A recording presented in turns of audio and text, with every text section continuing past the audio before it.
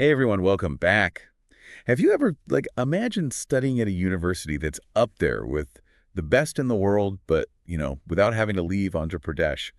Well, stick around because we're diving into some plans that could make AP a real global education hub. Kind of crazy, right? Ambitious, for sure. Yeah. Andhra Pradesh's education minister, Nara Lokesh, has been making headlines talking about bringing in some really big names in education. We're talking about places like BITS Pilani. There are even rumors about, get this, the University of Tokyo and a university from the Philippines thinking about setting up campuses right here in AP. Wow. Okay. So let's break this down. What's the big idea behind all of this? Is it just about, prestige, or is there something more strategic going on? Honestly, it's a bit of both. Obviously, having these world-famous universities makes the state look good, right? Right. But there's a deeper strategy here, too. They're trying to tackle this problem of brain drain. Right now, a lot of students are leaving AP to go study somewhere else. Yeah. And that means AP is losing out on talent and resources. So they're hoping to create an environment where students feel like they can get a world-class education without having to move away. Exactly. And there's already a good example of this happening. Centurion University in Visakhapatnam is a private university that's been really successful at offering quality education right here in the state. So it's like they're showing that it can be done, that AP can be a place where top-notch universities can thrive. And BITS Pilani coming to Amaravati seems like a really big step in that direction. It's not just talk, right? They're actually putting their money where their mouth is. Oh, yeah, totally. They've already set aside a 70-acre plot of land for their new campus. And that's just the beginning. Big companies like Tata are starting to show interest, which tells me that AP is serious about this whole education thing. It's going to be interesting to see what happens next. And this isn't just about copying traditional universities, is it? I know Lokesh has mentioned some pretty specialized institutions. What's the idea behind that? Now, that's where things get really exciting.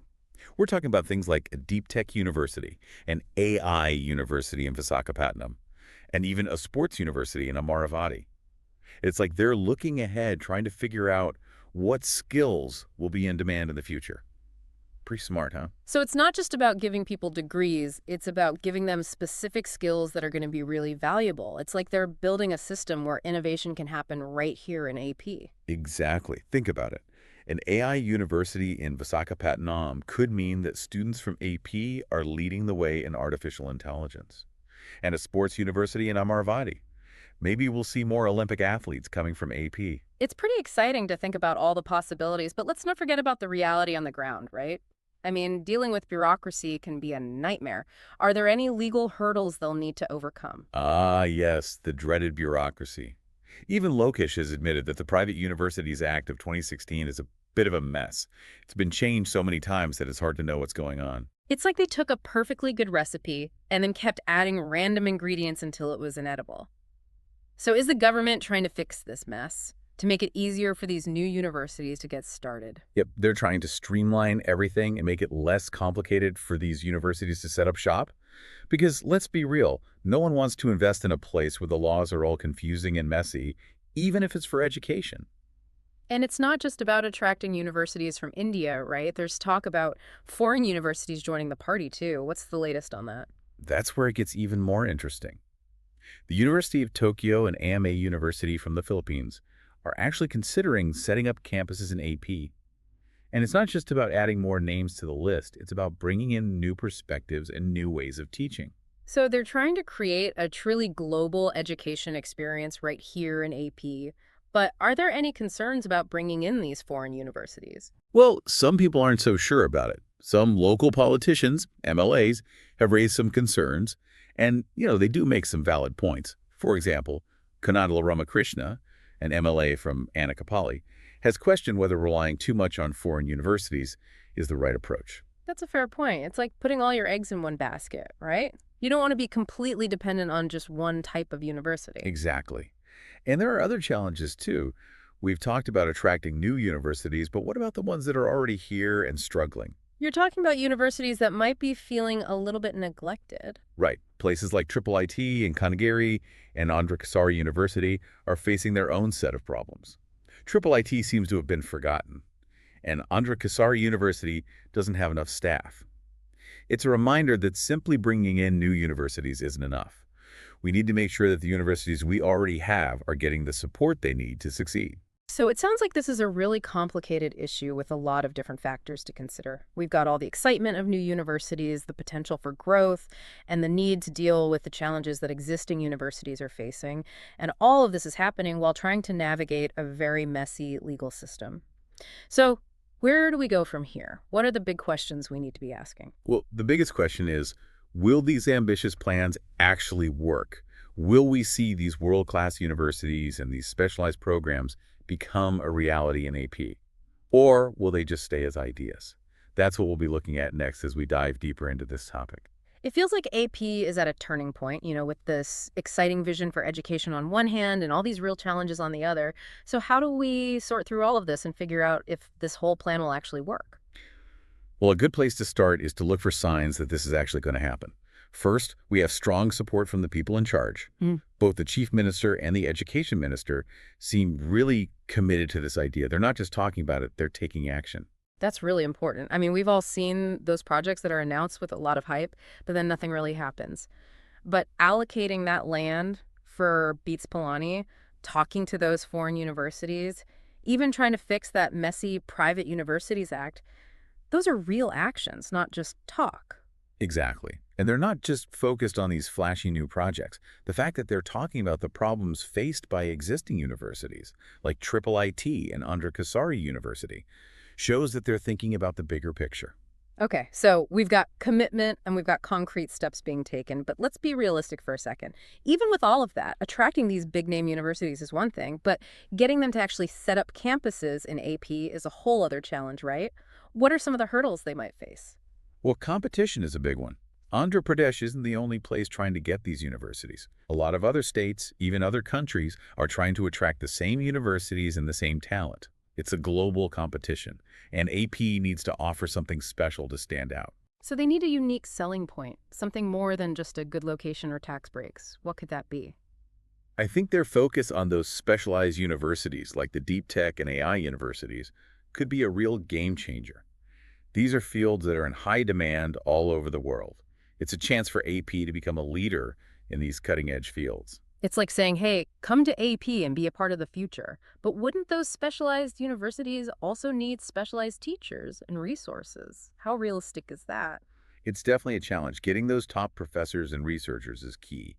But if they can build a reputation for being excellent, those specialized universities could create a sort of snowball effect where talented people attract more talented people. I see what you mean. But there's also the big question of money. All these universities, especially the specialized ones, are going to need a lot of funding. Where is all that money going to come from? That's the million-dollar question, right?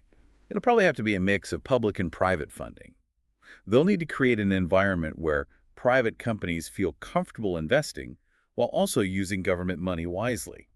It's a tough balancing act. And it can't just be a one-time thing. They need a long-term plan to make sure these universities can succeed for years to come. Absolutely. And sustainability isn't just about money. We need to think about the environment, too. Building all these new universities is going to have an impact on the environment. That's a great point. They need to make sure these developments are environmentally friendly. What if they included sustainability in the curriculum of these new universities? Now, there's an idea. Making sustainability a part of the education system could create a generation of students who are more environmentally conscious and attract teachers who are passionate about these issues. It could really set AP's education system apart. That's a win-win. But with all this talk about big plans and universities, it's easy to forget about the most important thing, the students. What does all of this mean for the young people of Andhra Pradesh? Well, if all of this works out, students in AP will have a lot more choices, more opportunities, and more reasons to stay in AP for their education. Imagine being able to pursue your dreams without having to leave your family and friends. That's a pretty big deal. It could also create a more diverse student population within AP, as students from different backgrounds and regions choose to study here. It's like a domino effect, making the state more intellectually and culturally rich. And let's not forget about the potential benefits for the economy. These universities could create jobs, attract new businesses, and lead to new innovations. Investing in education is like planting a seed that can grow into something much bigger, benefiting the entire community. It's really about building a brighter future for Andhra Pradesh, a future where education is the engine for progress. But with all the excitement, it's important to keep things in perspective. These changes aren't going to happen overnight. That's right. This is a long-term project, and we have to be realistic. It's a marathon, not a sprint. There will be challenges and setbacks along the way. It's about having the vision, the dedication, and the resilience to make it happen. It really sounds like Andhra Pradesh is on the verge of some big changes when it comes to education. But like with any huge project, there are going to be some bumps in the road. What do you think are some of the downsides or challenges they need to be ready for? Well, one thing that worries me is the possibility of things becoming even more unequal. If these fancy new universities are mostly focused on getting the smartest kids, what about the students who don't have the same advantages?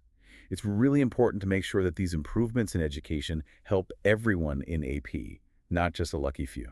So, how do you attract these world class universities while also making sure that everyone in AP has a fair shot at a good education? That's a tough question. It's like walking a tightrope. They need to invest in all levels of education, not just universities. Things like primary schools and vocational programs are important too. And they should think about scholarships, financial aid, and outreach programs to make sure talented students from all backgrounds can succeed. It's about creating a system where everyone can climb the ladder, not just having a few islands of excellence. Yeah, exactly. Yeah. And we have to think about the cultural impact too. Bringing in foreign universities is great for introducing new ideas. We have to be careful about how we handle those cultural differences. We don't want a situation where local traditions and knowledge are forgotten or seen as less important. It's like finding that sweet spot where we embrace the global, but also hold on to what's unique about AP.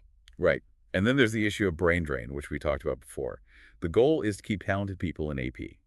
But there's always the risk that graduates might be tempted by better opportunities in bigger cities or even other countries. So, how do you create an environment where those skilled graduates want to stay in AP and help it grow?